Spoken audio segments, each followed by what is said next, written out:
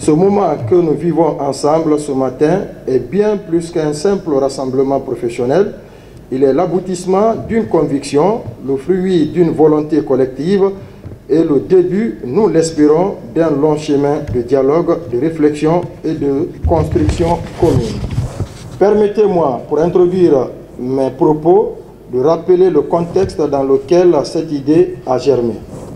Il y a quelques mois à peine, nous lancions l'hebdomadaire Le Pench.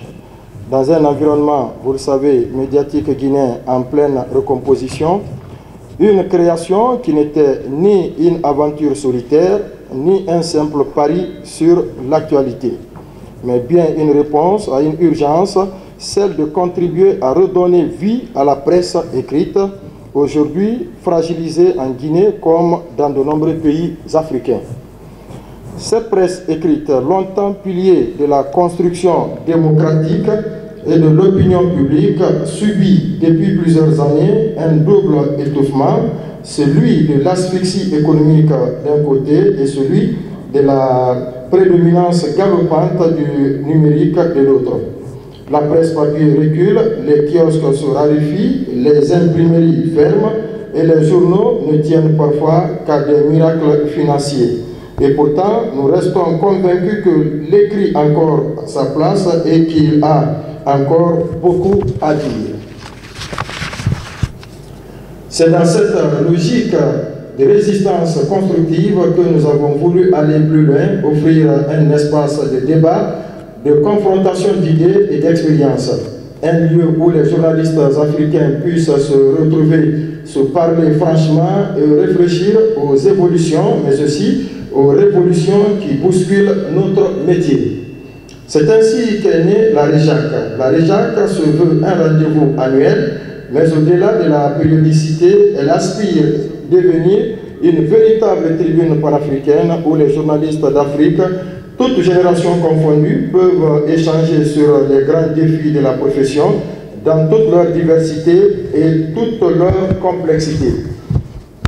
Car ces défis sont nombreux, transversaux, souvent interconnectés et parfois même inédits dans leur nature.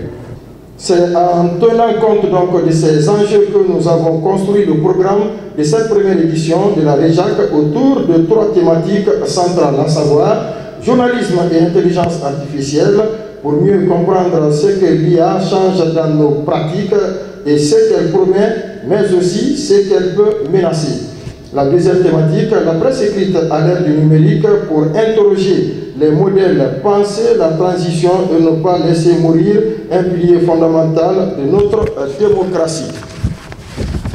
Le troisième thème, le journalisme face au risque de manipulation, parce que notre indépendance est chaque jour menacée par des forces diverses, politiques, économiques, voire même numériques.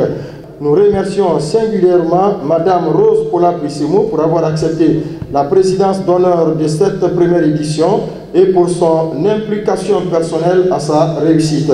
Nous lui disons que nous comptons sur elle pour nos activités futures.